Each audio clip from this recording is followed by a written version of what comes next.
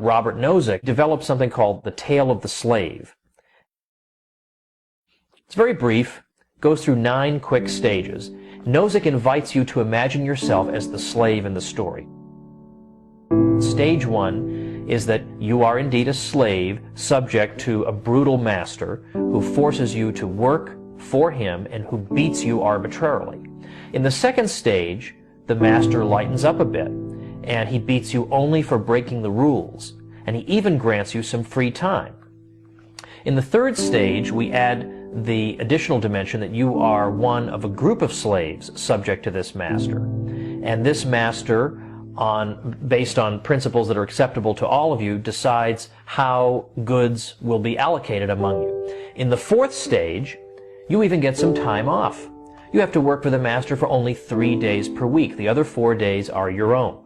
In stage 5, you even get to work wherever you want, but you have to remit to the master 3/7 of your wages to correspond to the 3 days out of 7 that you once worked for him. He also retains the right to recall you into service in emergencies and to increase at any time the fraction of your wages to which he lays claim. Then, in stage 6, everyone, all let's say 10,000 slaves, except you, are granted the right to vote. So they get to decide what is allowed and what is not allowed. They get to decide what fraction of your wages will be taken away and what outlets the money will be spent on.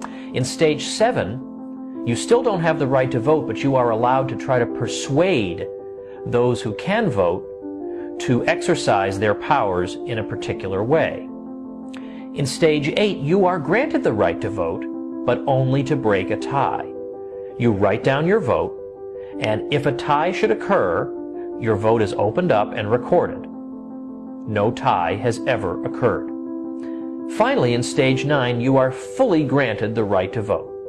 But this simply means, functionally, that as in stage 8, in case of a tie, your vote carries the issue. But there has never been a tie.